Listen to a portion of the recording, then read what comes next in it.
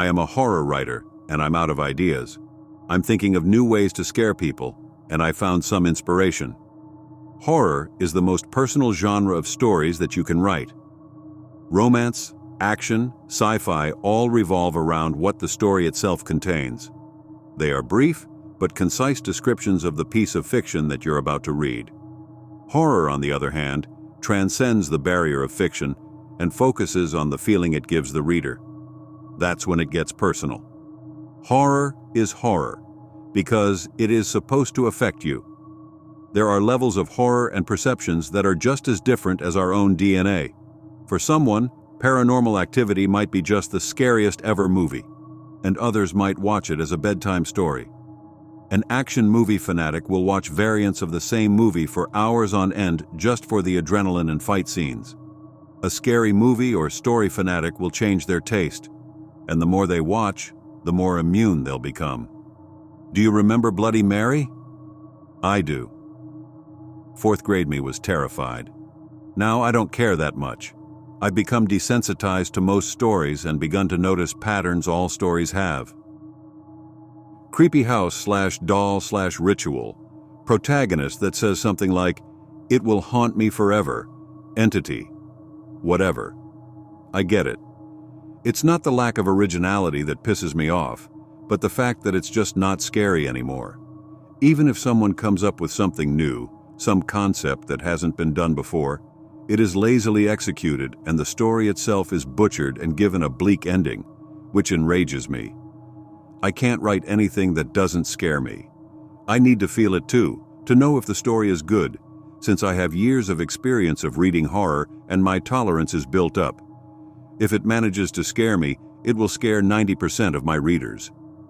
I figured I hadn't written a good story in a while, so I began searching for ideas. I picked on random things and concepts from around my house, garden, work, whatever. Tried to find some twist to my day-to-day activities. Late at night, drinking a glass of water on the porch.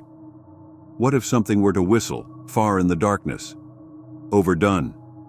It would probably be followed up with some ominous ending, some creature or mimic. Driving home. What if the radio suddenly let out a warning to not go home?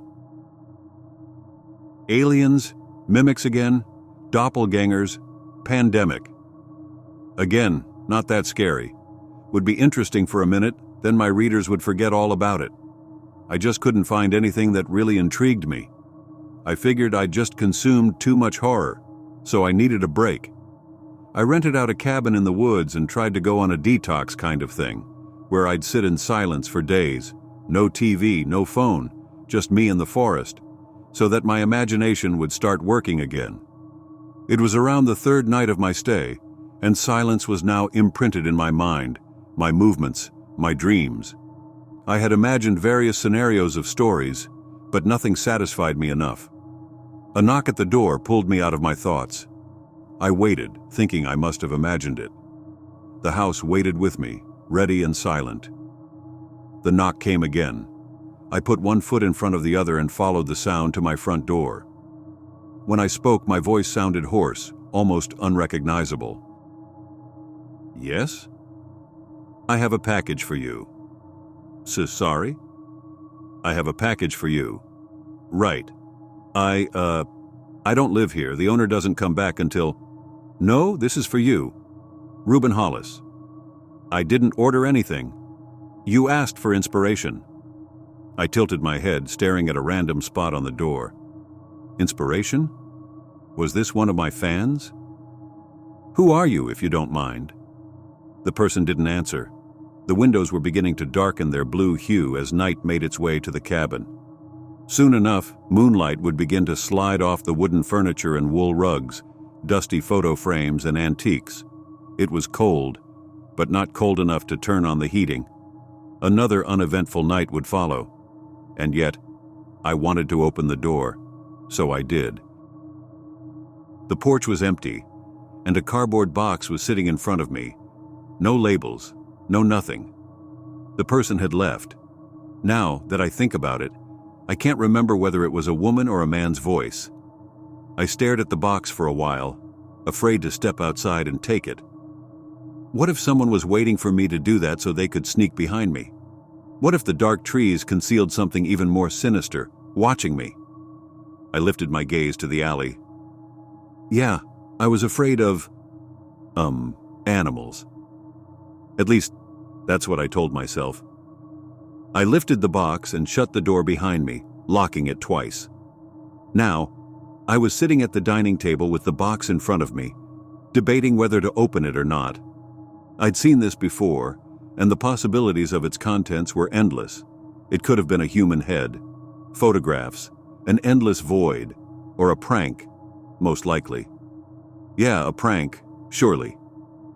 I opened it like ripping off a Band-Aid, then looked away. Staring at the wall, I just couldn't pull myself to look inside. Finally, I turned slowly and peeked. Inside the box were a bunch of papers of all sizes and origins. Photos, receipts, prints, envelopes. Should I touch them? Could I? What if they were dangerous or poisoned or laced or, crime evidence that I was contaminating? Jesus, no one's out to get me. I should just calm down.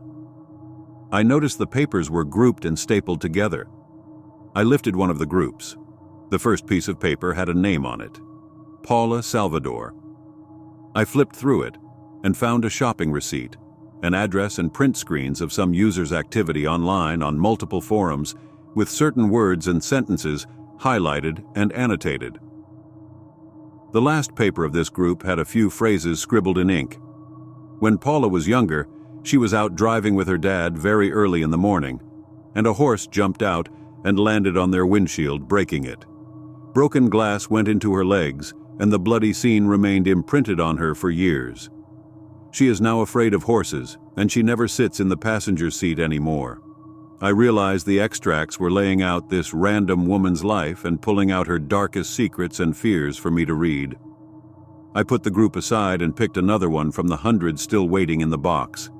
I skimmed through it, then another and another, until I'd covered about 10, some really disturbing, others mild, and yet intimate glimpses of the lives of strangers. Some of them contained weird, really specific fears. Ollie Higgins, afraid of being eaten by rats in a tight space. Jean Warner, afraid of I eventually killing her. Ian Harold's, afraid of accidentally killing his mother. The papers were deeply personal, and I realized they practically contained cheat codes to scaring these people. Those were their weak points, their soft spots. That's when I remembered that horror was the most personal of genres, and my mind moved on to form another expected connection. What if I could combine these specific fears and situations and tailor stories to fit my readers? What makes an experience truly scary? The feeling of being known, of being seen, how personal it is, the more specific, the more unnerving. Imagine being Paula and scrolling to read a story about a horse attacking a car in the middle of the night. Makes your breath stop a little, doesn't it? That night I turned on my laptop and began crafting the first of many stories. I tied together around 5 groups of papers, inserting weirdly specific things from the lives of these strangers and making it as ominous as I could. Then I posted it and went to sleep. The next day, it had blown up. I scrolled and read the comments. That was weird and unsettling. Whoa, I never thought I'd see this trope executed like that. It's noon and I'm scared shitless. I fucking hate horses. This feels like someone reached inside my mind and pulled out one of my fears. Congrats. OP, really good story. I smiled, pride warming up my chest. I'd found the key to writing stories that latch onto the minds of my readers. I worked and worked, day and night. I'd counted the material in the box and found a total of 213 sets detailing fears and weaknesses. That would last me enough to really distinguish myself as a writer. The strangers I'd read about began appearing in the comment sections of their respective stories, admitting to how unsettled they felt while reading them. Soon enough, people began to notice me as a writer, and not just a username that occasionally pops up with a story. Well done again, Ruben. I shit my pants. I can't wait for your next post. OMG, 3 months had passed, and my following doubled, then tripled, then doubled again. Soon enough, I got my first headline. Meet Reuben Hollis, the writer who knows you better than you know yourself. More stories followed, and I got my first book deal less than 6 months after receiving the package. Things were going really well, but I was running out of papers. I jokingly stated I had writer's block, but I knew that once the very intricate studies of strangers' lives stopped fueling me, I'd run out of content. I booked another trip to that cabin and waited around, in hopes of another package arriving at my doorstep. In 3 days, the now familiar knock came again with a box, with its bearer nowhere to be seen. This went on for 3.5 years, a time where I published 4 books. As my supply ran out, I would book another trip to the cabin and wait for the visitor to drop off what I needed. I didn't know who they were, but I didn't care. My last trip to the cabin had me wait a bit longer for the package. When it finally came, I opened the box to find a single set of papers, stapled together. Reuben Hollis. I rubbed my face and stretched my neck. The box was comically large compared to the single stack of papers laying at the bottom. Somehow, I didn't want to read it. There wasn't anything I was afraid of. Over the past years, I'd written about every single fear a human being might have. There was nothing left for me. I decided I wouldn't read it. I didn't need to know. I took the papers and put them away and left the next day. I knew that had been the last package, and I didn't want to push my luck, so I retired from writing and spent the next years living off the money I'd already made, completely forgetting about my own file. Last Wednesday, I heard a knock at the door. Yeah? You didn't use the contents of the last package. If you don't write the story, it has nowhere to go, so it haunts you. I retired. You have to write the story. Those are the rules. It wouldn't scare anyone but me. It's pointless. It's not pointless. This is something easier for you. Your last prompt. Then it slid something under my door. I stared at the crumpled piece of paper, then lifted it. The single sentence stared back at me. Reuben Hollis, afraid that the man behind his laptop is real. I shook my head, then threw away the paper. That's bullshit. I'm not afraid of that, I muttered to myself as I rummaged through drawers, searching the other papers. Reuben Hollis, afraid that the man behind his laptop is real. Reuben Hollis, afraid that the man behind his laptop is real. Reuben Hollis, afraid that the man behind his laptop is real. Reuben Hollis, afraid that the man behind his laptop is real. They all had the same fucking thing written onto them. That trope was so overused I could never be afraid of it. Ever. Yeah, sometimes, when I was writing at night, I used to fear the darkness behind my laptop, but that was just my imagination. Nothing more, nothing less. Day and night, I thought of that sentence. For some reason, it refused to leave my brain. I didn't want to write the story because that would have made me think about a setting, a protagonist, a plot, which would have carved it into my mind forever. There was no man behind my laptop. This morning, I found a note inside my pocket. It simply said, "The man is real now, but it's not a man." My heart twisted and my chest tensed up. My stomach felt empty, as if drained from all the blood. My head flooded with thoughts. The papers don't work, and yet they scared my readers. They were accurate, specific. Mine wasn't specific, which is what makes it scarier. It's just a story. Write it. No, now it's too late.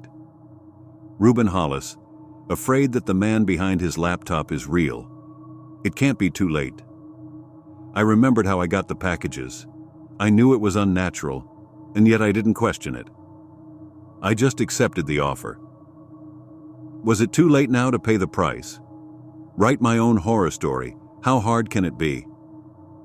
The readers that had their fears immersed into my writing didn't have anything happen to them. I mean, I don't think they did.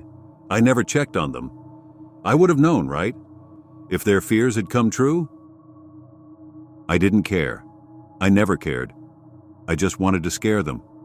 I didn't care to find out how their weaknesses had gotten into the box, or what happened after I'd pulled them out and written them.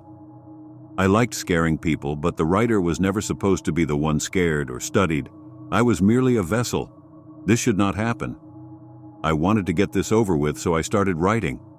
I had this idea to cheat on the rules. Since they hadn't explicitly stated how to incorporate the prompt into my writing, I just wrote exactly what had happened until this very point. That's a story, right? From time to time, I'd glance at the 2 notes on my desk. Reuben Hollis, afraid that the man behind his laptop is real. The man is real now, but it's not a man.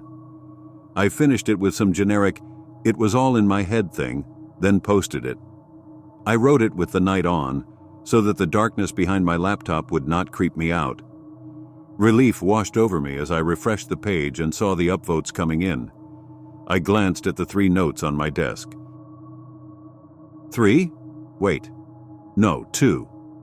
I'd put 2 pieces of paper out there, and yet another one had been placed on top of them. Hello? Close your laptop. A sudden wave of dizziness hit me, my ears ringing from the tension. There was no way I'd close that laptop and look. I leaned back a little.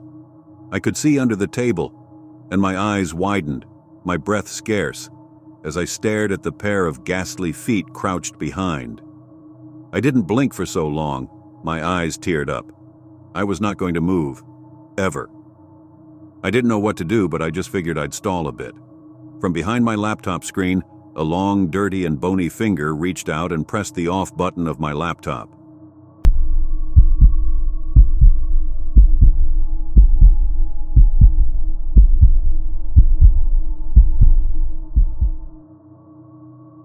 My wife has started to act strange. It all started with a damn single hair. My wife is on the shorter side. I can see over her head even if she stands on her toes. We were cooking when she tried to squeeze by. By chance, I looked down at the top of her head. At first, I didn't see it. It was hardly noticeable. A single short white hair was mixed inside the rest of the dark strands. I reached out to brush some hair away to get a better look. She flinched away from my hand but laughed at the movement. "You're going gray," I commented, smiling, hoping I didn't offend her. She wasn't even 30 yet, but I've seen people whose hair that turned before her. "Good, I'll look super hot." She laughed again. She let me look at the small white spot. It was short with a slight bend, and thicker than a normal hair. I reached over to take it between 2 fingers, ready to pull it out. She elbowed my chest, getting away with her first gray hair intact. "Let it grow longer. I like it." I raised my hands, showing a truce. If she wanted to let it grow, I didn't care either way.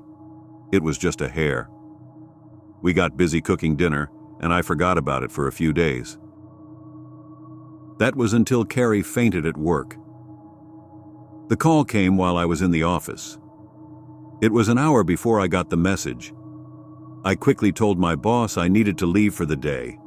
I rushed to the hospital with dread forming in my stomach. I met her in the waiting room.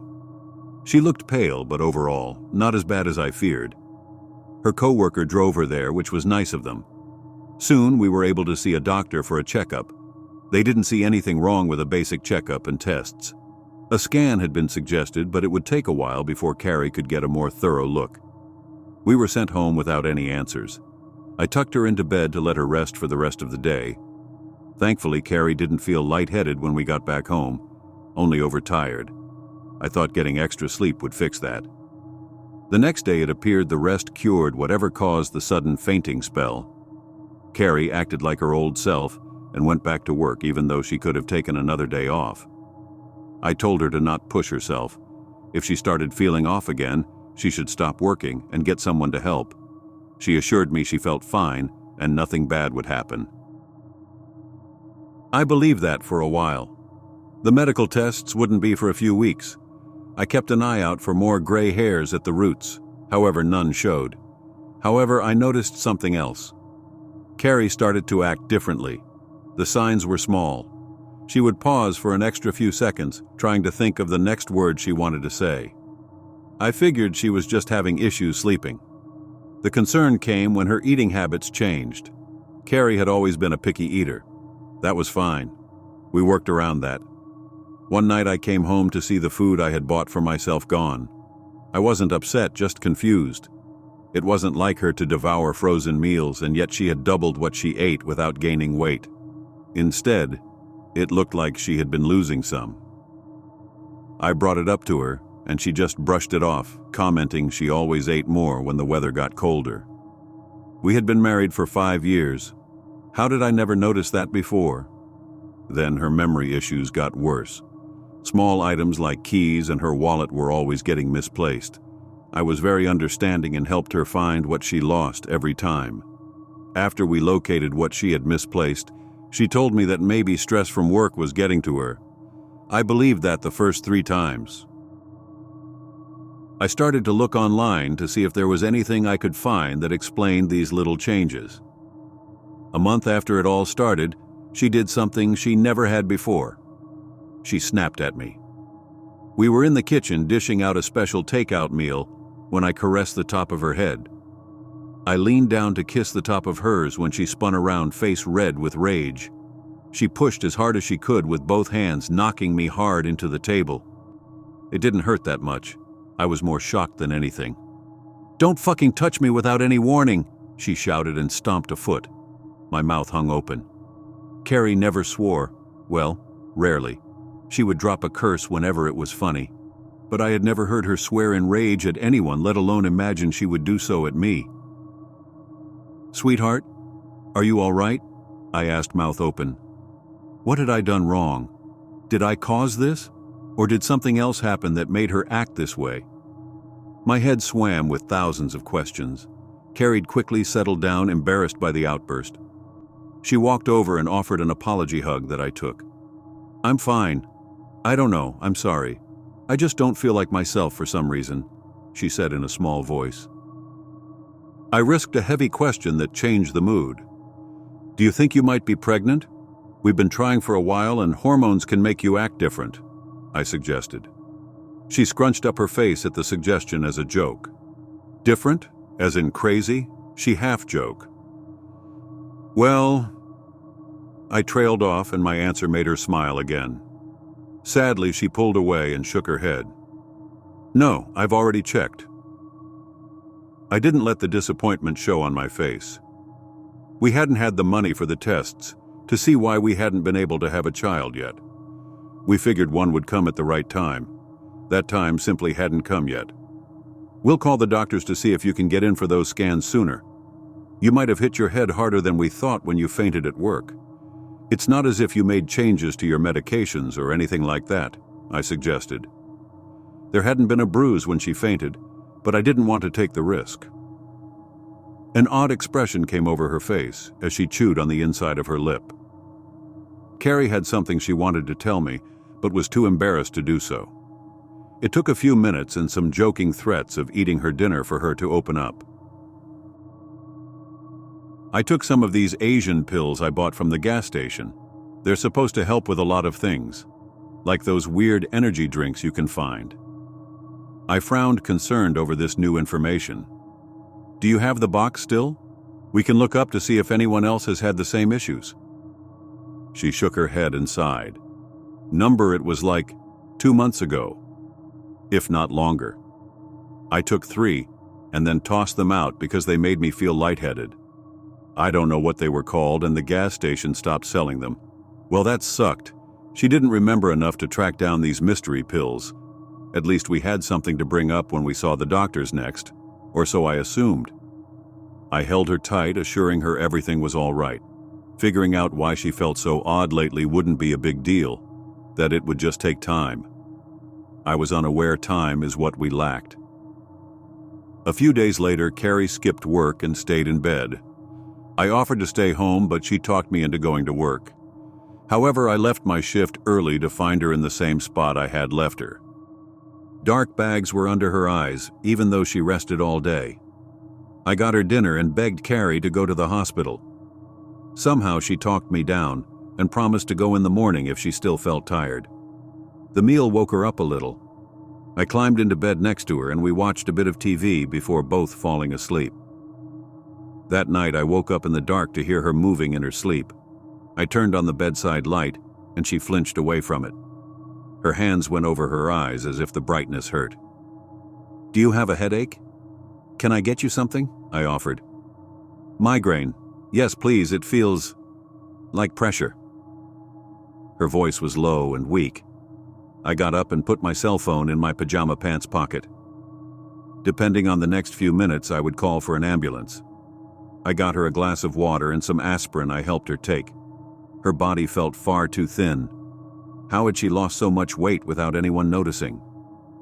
While keeping her upright with a hand on her back, I spotted that single white hair growing out of the top of her head. I had forgotten about it. An urge to pluck it came over me. While Carrie remained defenseless, I took the hair between a finger and my thumb, then pulled. Her body jolted. Instead of normal hair, it appeared like I had started to pull out a thread that started to get thicker. Her scalp bulged a little from what was under the skin, making my stomach churn. Unable to help myself, I kept pulling. Slowly but surely, the long white thread came out, growing thick and thicker as more came into view. Her body twitched and her eyes rolled back. I knew this was hurting her, and yet I couldn't stop. Wrapping the exposed thread around my hand a few times, I took a good hold of it with the other and pulled as hard as I could. White liquid pooled out from around the wound. I heard a soft pop as the end of the white wriggling mass came loose. It moved on its own, the end as thick as my finger. I could have sworn I heard it scream in the dim light of the room. Carrie had stopped moving, her body limp, but somehow a dazed smile was on her face. "Oh, that's better." Her words were slurred, and her eyes slowly started to shut. Disgusted by what I saw, I tossed the thing away as quickly as I was able. My hands flew to her shoulders, trying to shake her awake. I didn't understand what happened, or what I just did. The wriggling, long, white creature I just pulled from her head started to inch closer to my bare feet. I nearly threw up, my skin crawling at the sight. I might have been able to handle myself if what happened stopped there. Quickly, my deepest fears came to light as more small white hairs pushed through Carrie's dark strands, moving on their own, looking for a new host.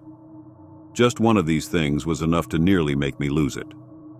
Seeing so many caused my brain to shut down. I hate myself for what I did next. I turned on my heels, fleeing the house, leaving my wife behind. I know I called 911, but had no memory of what I said. Police and an ambulance showed up. A lot of questions I did not have answers for were asked. I sat in the back of a police car, letting people speak to me but not hearing a word. At some point, another car pulled up. A black one with a very plainly dressed man got out. He took some officers aside and spoke with them. Had someone called a lawyer for me? Did I need one? I didn't care enough to ask. The officers came back and asked if I could speak with them at the station. I numbly agreed but asked about Carrie. They said nothing and just ushered me away. I spent the night at the station going over what I had seen in detail with someone who didn't bother to write anything down. In the morning, I was free to go, but not a soul had told me about Carrie. When I asked, the officer gave a strained look and asked who that might be. I felt like I was going crazy. I demanded information about my wife and caused so much trouble they almost locked me up. A bomb was dropped on my world. They claimed I was never married, and I arrived that night because of a random arson attack on my home. These officers were bad actors. I knew they were lying, but they refused to drop the news story. I called in a favor and a co-worker drove me to my place. The street was swarmed with firefighters, finishing putting out a blaze. I stared in sheer shock, realizing they kept me at the station all night so they could cover all this up. Who was they? I don't have the slightest clue. No matter who I spoke to, those people had reached them first. In stressed tones, they claimed to not know who Carrie was. This couldn't be happening. I didn't understand how things went wrong so fast. I called and called, praying someone. Anyone picked up the phone that knew her.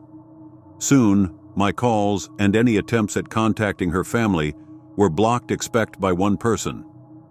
Her mother answered the phone. At first she didn't speak, and I didn't think anyone was on the other end of the line. Was someone else there with her? Or did she just not want to speak with me? Please stop trying to contact us. "We don't know who you're talking about," she said in a low, strained voice. "I still have photos of her on my phone, photos of us together. Please, tell me what's going on," I begged. She was also a victim here. I didn't want to get angry at her. I just wanted answers. "AI is getting good nowadays," she said, but didn't sound sure of her statement. "Please. I loved her as much as you did." At first I thought the line went dead. After a full minute she responded, whispering so low I barely heard her. "I did love her so much. But I need to think of my family. I lost a daughter. I refuse to let them take anyone else." She swiftly hung up the phone and then blocked my number. I knew I would never hear from her again, no matter how hard I tried. If I did press the matter, I endangered everyone Carrier ever cared about. Right now, I'm staying in a hotel using the last of my savings. My family has offered to take me in, to get help, to try and live a normal life. I considered taking them up on the offer. The only thing stopping me is a constant itch at the top of my head, growing more intense by the hour.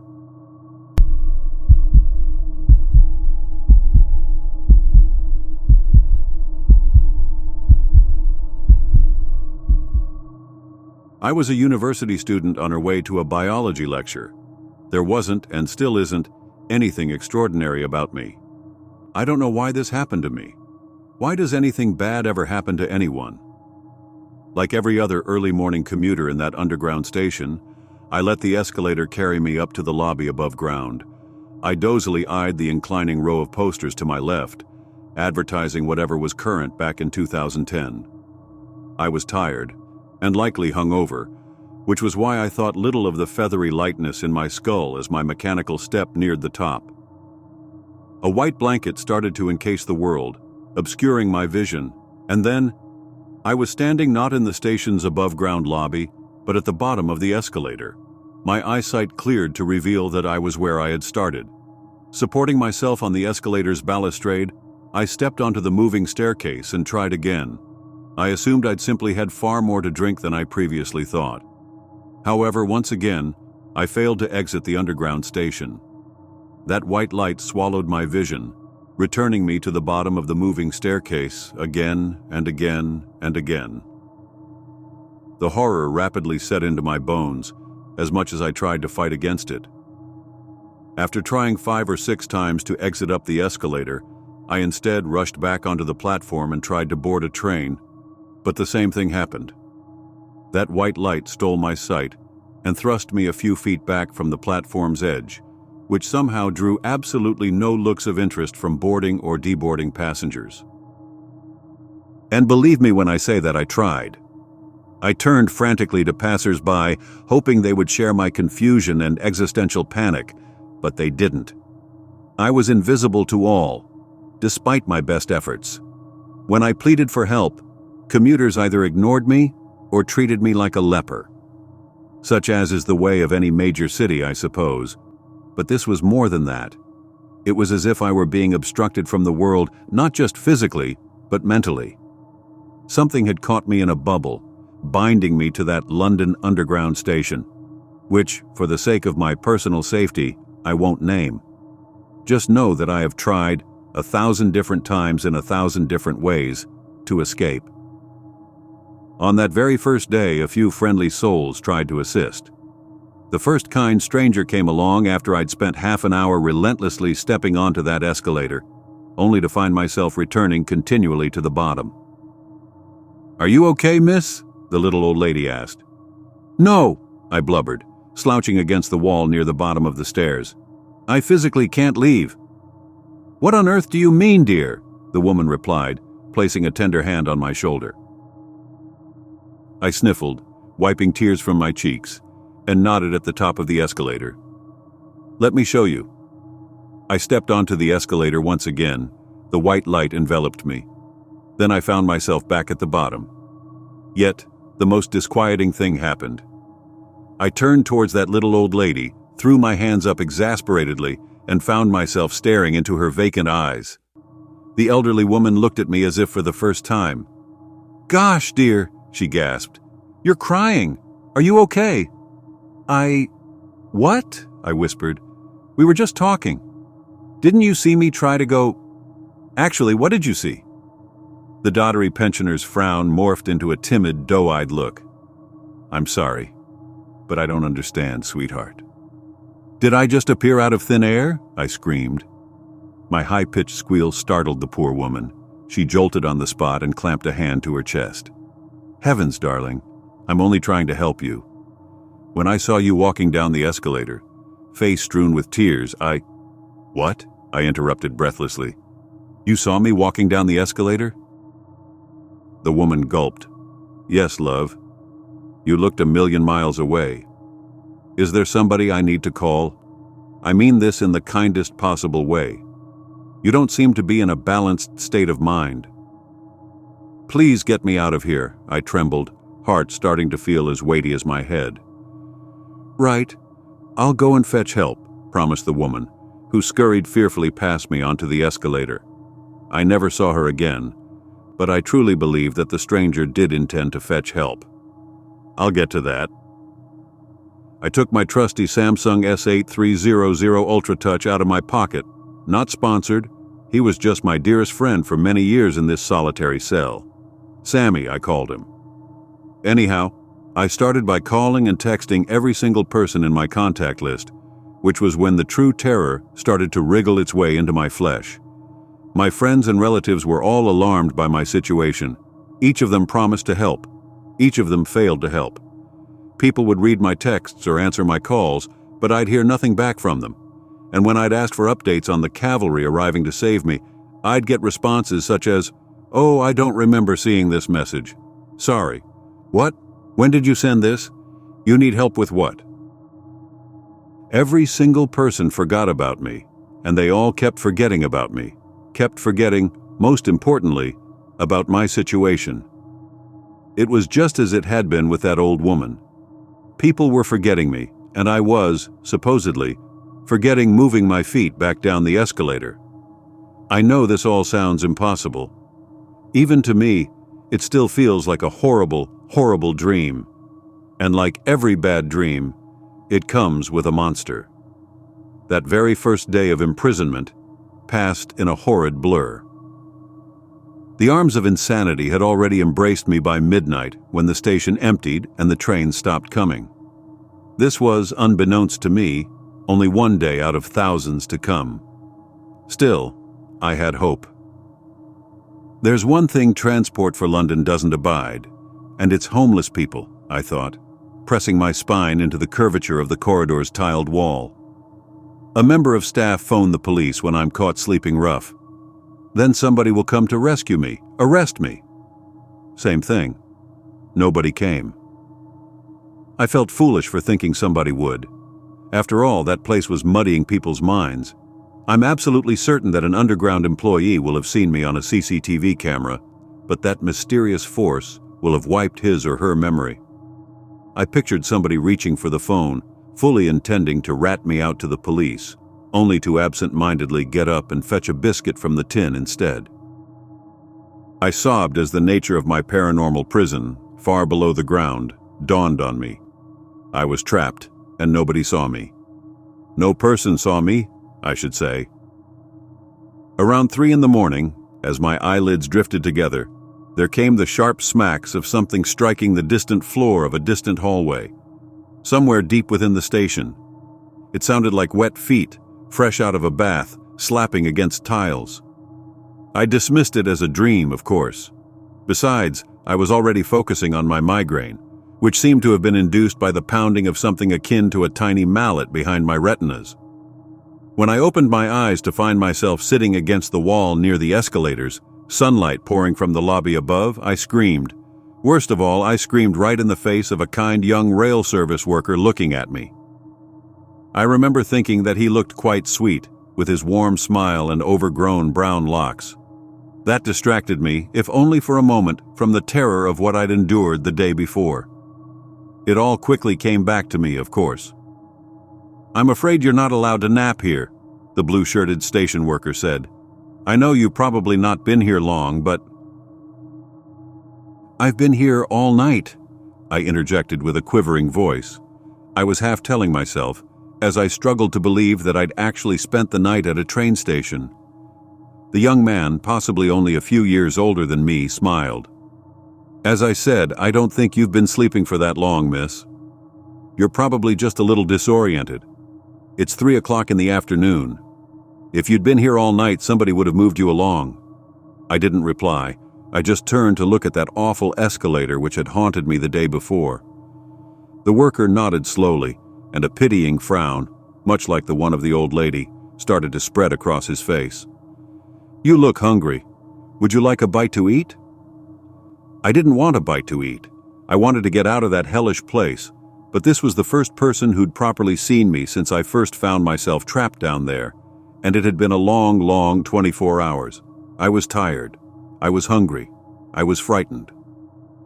For all of those reasons, I obliged and followed the young staff member to his office down a nearby corridor. As he entered the 4-digit code beside the door, I logged it in my mind. I had a feeling that this room might become essential to my survival, and I wasn't wrong. The worker sat me on a swivel chair and fetched a cheese sandwich and some grapes from the fridge, a blessed sight after a whole day without food. Anyway, I practically inhaled all of the grub whilst he sat on another swivel chair opposite me. "I'm not homeless," I insisted between mouthfuls, nodding at the bag by my feet. "Look inside. I'm a student at King's College." I kicked the yellow rucksack over, and the worker unzipped it. "Oh, right," he said, eyeing one of my biology books. "Were you just skipping a class to catch up on some rest? My sister goes to uni and she never gets enough sleep." I shook my head. "I'm trapped." He raised an eyebrow. "Trapped?" I nodded. "I know you won't believe me, but every time I try to leave this station, I end up right back down here. It started yesterday. I reach the top of the escalator, or the inside of a train, then a white light blinds me, and I find myself back in the station." He seemed concerned by my admission. Unlike anyone else, however, this employee, this stranger, didn't treat me like a mad woman. And that felt like the first dose of something resembling normality in the past day. "That sounds awful," the worker replied. "Are you prone to seizures?" "I might have believed so," I said, "but, well, that doesn't explain the rest of it." "The rest of it?" he asked. "The scariest thing about all of this is the way folk are treating me," I explained. "Strangers, relatives, friends, it doesn't matter. They all promise to help me, but then they forget that we even had a conversation." "Well, that's just simply not true," the man said, standing up and extending a hand. "Come on, I'll lead you out of the station right now. We'll walk up the escalator together, then we'll book you a taxi to the hospital, okay? I'm not a doctor, but it really sounds like you've bumped your head or something." "No," I said. "You'll forget that we had this conversation. My own mother keeps forgetting about my situation, no matter how many times I explain it to her. With strangers, it's worse. They forget that I exist." "Let's not be strangers then. I'm Peter," he said. "What's your name?" "Carla," I answered. He smiled. "Lovely to meet you, Carla. Right, here's another idea. Stay here until the end of my shift. I'll keep popping my head in and out to check on you.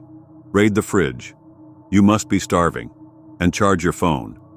But at the end of my shift, we need to make a plan, okay? And if I see any sign of anything resembling a medical emergency, then—" "I'm fine. I'm not having seizures," I insisted. Peter frowned. "I really should just call someone, shouldn't I?" "If you try, you'll forget all of this," I promised. "I don't believe that," he said. But he did. He must have done. Otherwise, as he said, he would have called someone. He wouldn't have let me spend the next 8 hours in that room. Just like the day before, I spent Peter's shift attempting to get help from family members and friends. But the nightmare repeated, looping endlessly. My loved ones were worried. They hadn't forgotten that I existed, but their minds were muddled, befuddled. They were part of whatever had cursed me. Something, whatever was keeping me in that underground station, seemed to be ensuring that I would receive no outside help. Worst of all, come 11 in the night, Peter did not appear in the office's doorway. Instead, I was greeted by a very confused woman in the same blue uniform. "Who on earth are you?" she asked rather placidly. I realized that I'd been fortunate over the past day not to come face to face with any rough, tough employees. "Get out before I call the police." I wanted to explain myself, but I was young, so I panicked. After collecting my phone, charger, and bag, I scurried out of the office, then ran through a near-deserted corridor towards the escalators. I nearly tried once again to escape, but I thought instead of Peter, so I decided to look for him, the one person who'd truly seen and heard me. I searched the emptying tunnels of the station, but there was no sign of him. He forgot me after all, I dejectedly thought. I sat against the wall by the escalators, hoping that the woman on duty would spot me on the CCTV camera and call the police. But no one ever came. I didn't need to be taken by the white light. People were capable of forgetting me on their own. And that, I was well aware, had something to do with the force orchestrating my imprisonment. I thought about all of this as I drifted off to sleep again. The headache behind my eyes returned, though there came no haunting smacks against tiles on that second night. I never saw Peter again. And from that third day onwards, I found that my humanity flitted rather quickly away, much like time itself. I focused only on my survival. For weeks, and then months, I survived as a panhandler, subsisting by begging for whatever strangers would give. Utilizing Peter's code, I'd occasionally sneak into the office too. I always waited for the on-duty employee to leave, of course, then I'd steal food from the fridge and charge my phone. I knew full well that even if a member of staff were to catch me, my existence would quickly be erased from his or her memory. Even I had forgotten that I existed. I was no longer Carla. I meant as little to the world above as the rats scurrying through the tunnels, surviving on whatever scraps they found. That being said, I still tried to escape in various ways.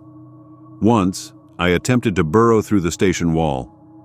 As I picked away at a brick with a kitchen knife, railway workers and commuters attempted to stop me, but I would wait for them to forget. Then I would continue. After months of work, I had successfully removed quite a few bricks, and I poked my head through the opening late at night. However, the white light spat me back out, killing that dream of escape.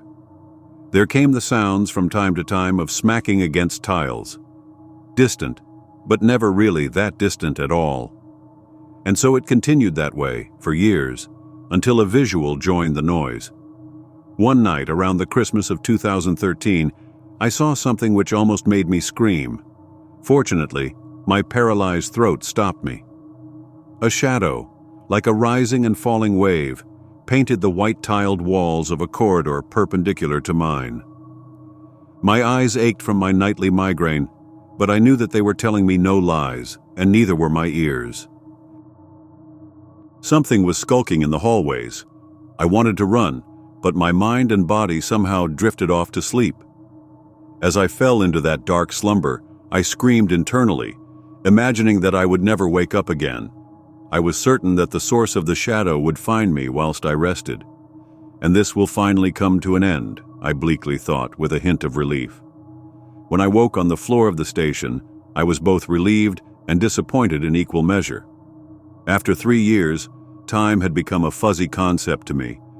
I'd made it that way, otherwise I would have succumbed to total psychological ruin, driven mad by isolation in that dungeon of cream-colored tiles and fluorescent lights. Essentially, I still wanted to survive, and dissociating was the way to do that. However, Christmas was a marker that I struggled to ignore, a reminder of the years passing by. And when I saw that festive tree go up for the 5th time, I felt my 25-year-old heart strain. I'd forgotten by the world above. Actually, it was more terrible than that. My friends and family remembered me, yet they'd done nothing to save me in 5 years. That wasn't their fault, but it was a tough pain to put into words. Anyway, during that Christmas of 2015, I was possessed by a strange idea. As the nightly migraine swam through the crevices of my gray matter, I thought of that shadow I'd seen, only the once, years earlier.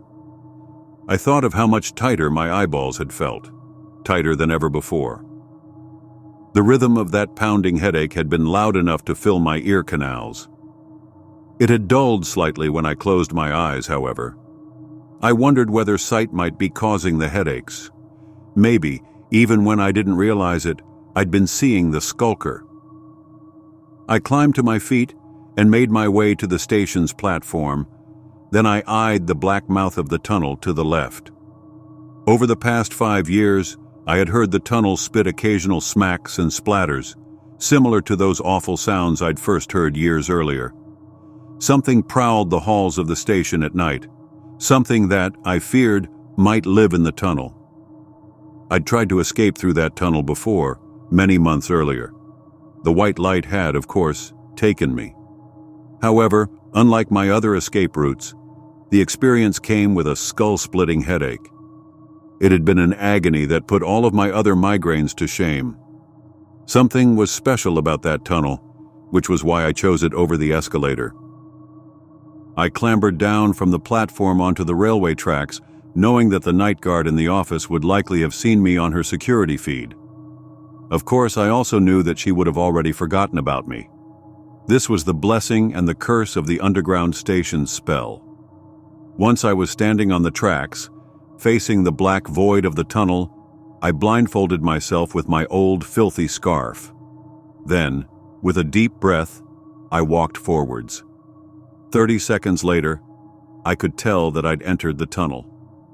My footsteps had been ricocheting off the large expanse of the station. Then the enclosed space had muffled them. I'd made it through the mouth of the tunnel. My heartbeat quickened as I pushed onwards. The last time I'd entered the tunnel, without a blindfold, I'd been walloped by that familiarly horrid wall of white. Worse, I'd been torn apart by an ache in my skull. This time, none of that happened. I walked, and nothing stopped me.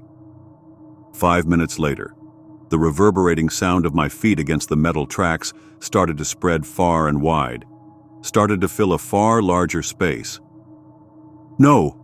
I gasped, realizing what that meant as I started to undo my scarf blindfold. I uncovered my eyes to find myself standing on the tracks beside the next station. For the first time in 5 years, I had traveled beyond the bounds of my prison. I started to bounce giddily from foot to foot, but my jig lasted only a moment. My eyes caught something, 20 feet away, on the otherwise deserted platform. A man. He was facing the wall, wearing the cerulean jacket and light blue undershirt of a typical station worker. His knotty, shoulder-length hair was marred with muck and specks of red, but it looked vaguely familiar. "Help me!" I screamed. As I ran towards the edge of the platform, my headache returned, and white crept into the sides of my vision. I felt myself starting to reset. I felt, in fact, something worse: scalding breath, billowing in puffs of steam against my goosebump-covered nape. And then, just before the world slipped away from me, the man on the platform raised his hands backwards to part his scraggly hair. Only those shaggy curtains did not draw to reveal the back of his head. His hair parted to reveal a horridly glum face. The face of Peter. The railway worker, who I hadn't seen for 5 years, was facing the wrong way. His neck had been twisted all of the way around, pointing his morose facial features in the opposite direction to his body below. Undeniably, the blood-covered man was no longer alive. I shrieked as the white enveloped my vision. Then I found myself back where I belonged. I was sitting against the wall in the station which had been my home for 5 years, and all became clear. Even if I could escape beyond the boundaries of my prison, the thing in the tunnel would find me and pull me back. Now it's 2025, 10 years later. Christ. Since then, I've only stooped deeper into the throes of depression and lunacy. I'm a 35-year-old woman who breaks into a night guard's office, stealing sandwiches, water, and a socket to charge my phone, which is now a dusty, half-broken iPhone, as my Samsung was, sadly, pickpocketed 8 years ago. Something keeps me going, my will, or that of the thing in the tunnel. I have, in the past 10 years, stayed far away from that tunnel, but I still hear and see things. That long, wavy shade on the wall, wet, thwacking footsteps against the floor. It is searching for me. Not every night, or perhaps I simply don't hear it every night. I stumbled across this subreddit today, and I'm reaching out to you for help. I don't have much hope that this will work. I think you'll read this post. Promise to help me, then forget about me. That's the way it's worked for years. Perhaps you'll remember one day. Perhaps you'll all remember the things you've forgotten about me when the spell is broken. I'm just afraid that it'll only be broken once that thing finds me. Once I find myself standing beside Peter.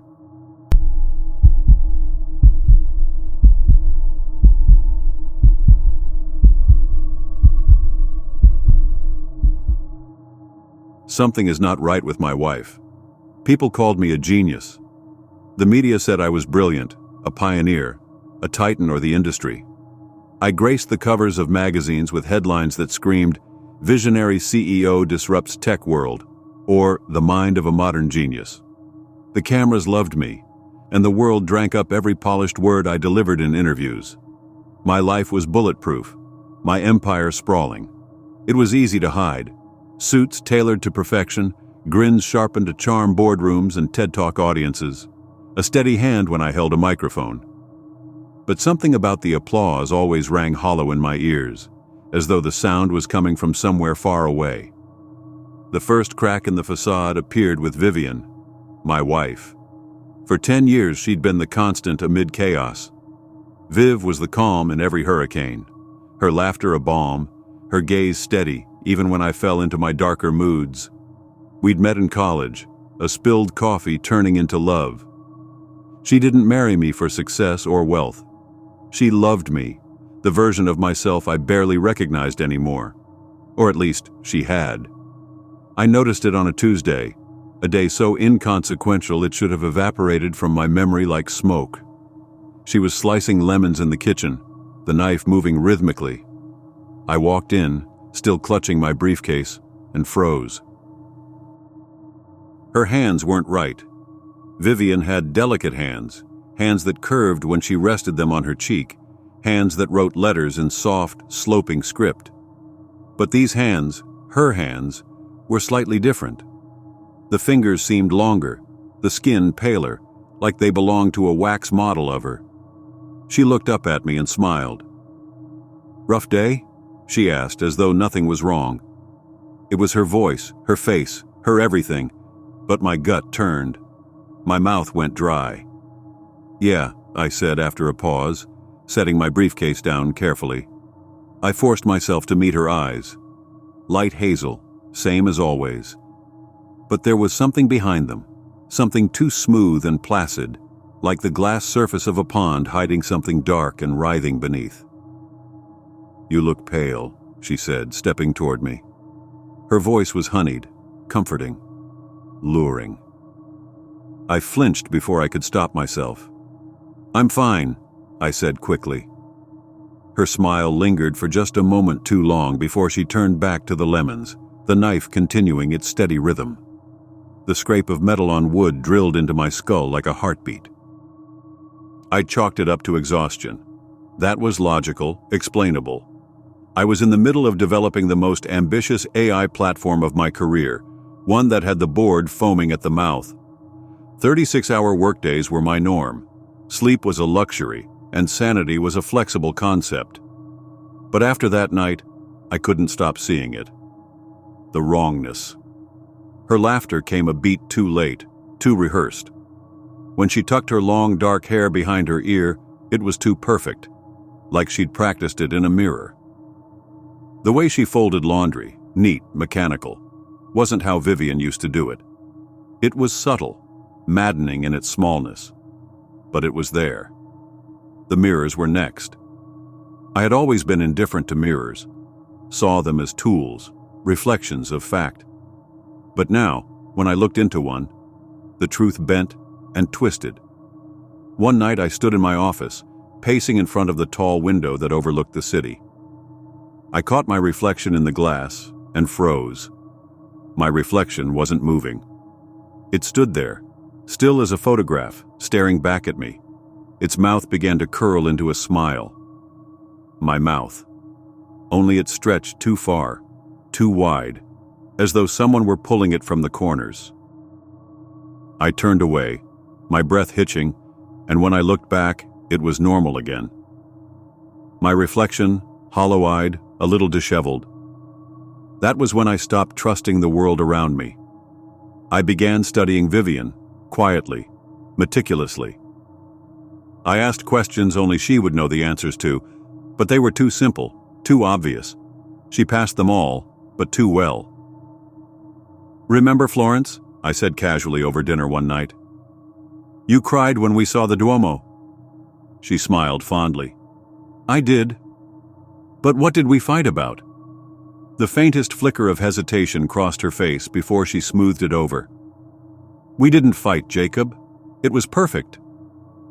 But we had fought. I'd forgotten her birthday during that trip, too busy fielding calls from investors. She stormed off to a cafe for hours while I panicked, thinking I'd lost her. That memory was burned into my brain, as sharp as a blade. I stared at her across the table, my hands trembling beneath the wood. She just smiled, that placid, artificial smile, and sipped her wine. I found the photographs a week later.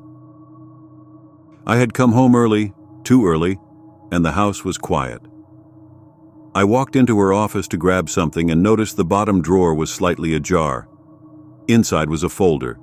It was thick, heavy. I opened it and froze. Photographs, hundreds of them. All of me. Me at work, talking to my assistant. Me pacing in my office. Me sleeping, my mouth slightly open on my pillow. Me brushing my teeth in the bathroom mirror. They were taken at odd angles, through windows, cracks in doors. At the bottom of the pile was a list of names. My name was at the top, circled in red. I heard the front door creak open, and I shoved the folder back into the drawer. My pulse hammered as I stumbled back to the kitchen, forcing a smile. "Jacob," she called, "you're home early." Her voice echoed through the hallway, but all I could hear was the blood roaring in my ears. That night, I couldn't sleep. I lay next to her, staring at the ceiling, feeling her presence beside me like a storm cloud.